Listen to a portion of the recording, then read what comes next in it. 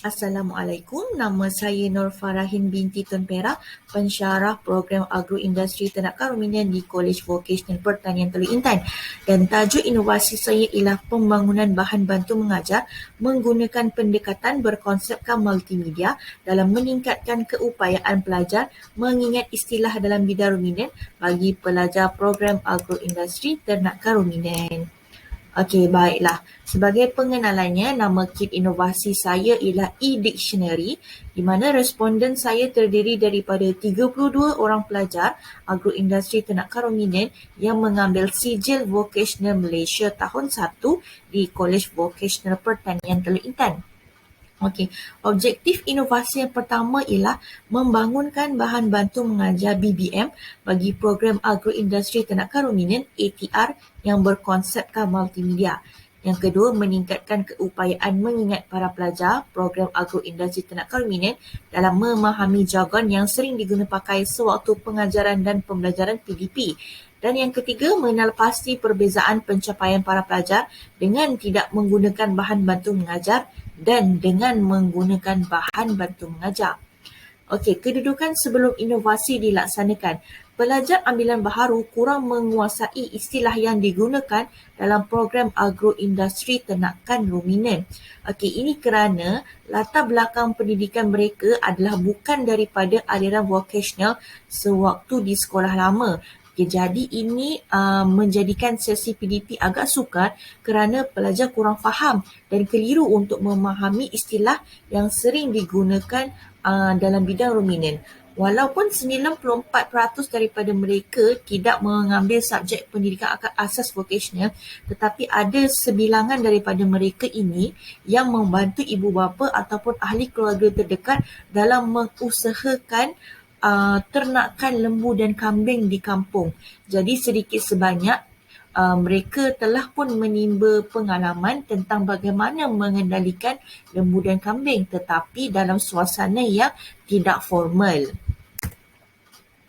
Okey, jadi apakah masalah yang dihadapi dalam PDP ini?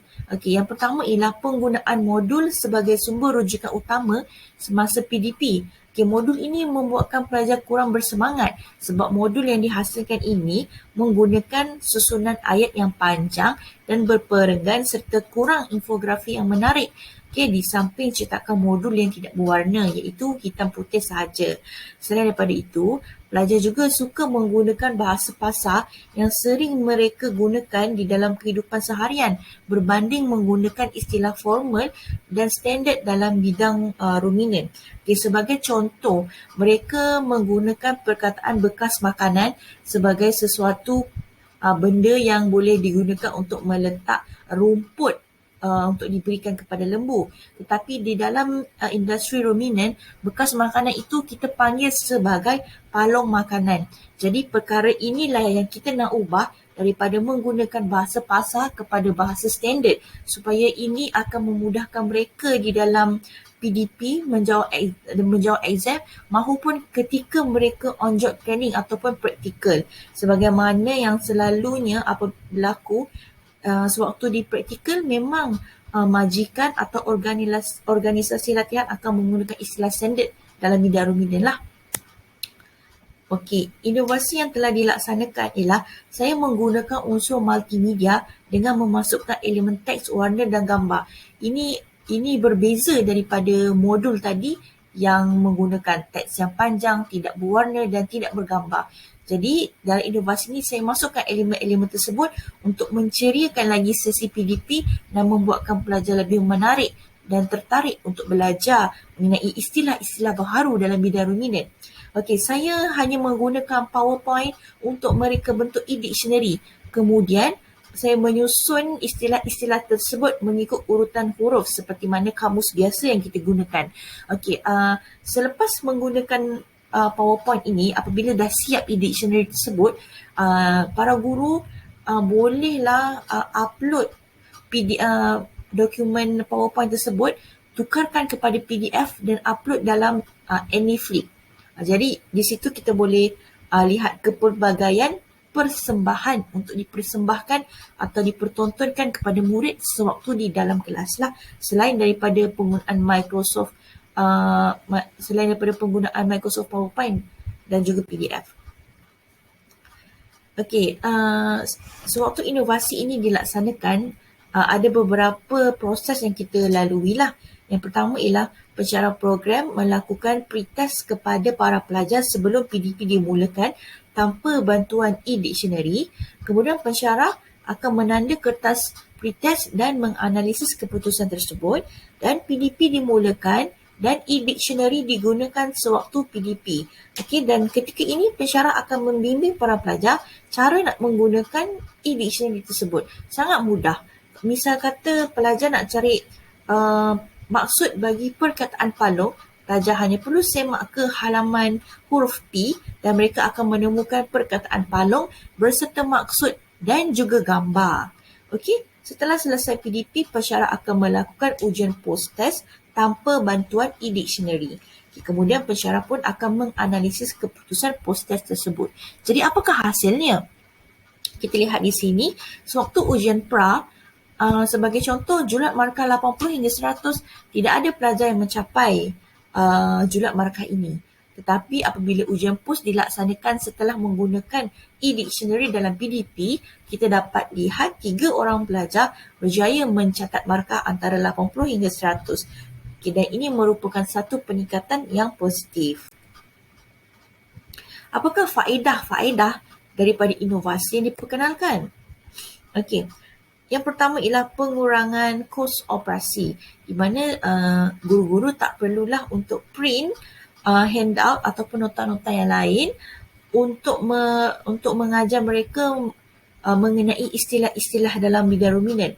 Okay, guru-guru hanya perlu display sahaja kit inovasi ini menggunakan laptop, dan display menggunakan LCD dan juga projektor. Ataupun para pelajar juga boleh download kit e-dictionary ini menggunakan handphone mereka ataupun scan saja menggunakan QR code. Kemudian penjimatan masa, para pelajar tidak perlu lagi membuka modul untuk mencari apakah maksud bagi perkataan yang mereka tidak tahu. Mereka boleh terus ke halaman-halaman e-dictionary untuk mengetahui jawapan atau maksud yang diinginkan. Kemudian peningkatan hasil kerja, kita boleh lihat para pelajar menunjukkan peningkatan pada setiap ujian kecil ataupun peperiksaan yang mereka lalui, terutamanya apabila terdapat soalan yang meminta mereka untuk menyatakan maksud sesuatu istilah tersebut. Jadi kita dapat lihatlah peningkatan dari segi markah. Kemudian peningkatan dalam tahap kepuasan hati pelanggan. Apabila kita bertanya kepada para pelajar adakah mereka berpuas hati dengan bahan bantu mengajar ini, dan mereka mengatakan mereka sangat berpuas hati kerana memudahkan mereka untuk mencari maklumat yang diperlukan, dan selain daripada dapat menjimatkan masa, dan mereka berasa sangat seronok. Okey, kerana elemen multimedia yang kita gunakan ini telah menarik minat mereka untuk terus belajar sesuatu yang baru. Kemudian faedah yang seterusnya adalah replicability, di mana BBM ini bukan sahaja boleh digunakan oleh saya, tetapi boleh juga digunakan oleh guru-guru lain seperti guru bahasa Melayu, guru bahasa Inggeris, guru bahasa Mandarin, guru bahasa Tamil. Cuma hanya perlu ubah konten saja. Konsep masih sama, iaitu menggunakan konsep multimedia dan juga konsep kamus atau e-dictionary. Okey, jadi ini adalah e-dictionary yang telah saya hasilkan untuk pelajar saya. Okey, ini adalah halaman A di mana mereka boleh cari pelbagai perkataan yang bermula dengan huruf A berserta dengan maksud dan juga gambar. Ini adalah huruf B. Sebagai contoh, bunting ringan. Okey, pelajar tahu lembu itu bunting, tetapi dia tak tahu lembu itu bunting ringan atau bunting berat. Jadi secara tidak langsung bahan bantu mengajar ini boleh bantu para pelajar untuk lebih spesifik terhadap pernyataan yang dilontarkan. Kalau dia kata bunting, dia boleh nyatakan itu bunting ringan ke bunting berat. Okay, selalu kita tengok lembu ni, lembu tu bunting lah. Okay, memang betul lembu tu bunting. Tapi kita nak pelajar tu lebih memahami konsep bunting itu. Okay, kemudian ada huruf C, huruf B, F dan sehingga seterusnya. Jadi saya harap perkongsian saya ini dapat memberi manfaat kepada semua yang mendengar dan terima kasih daripada saya. Assalamualaikum.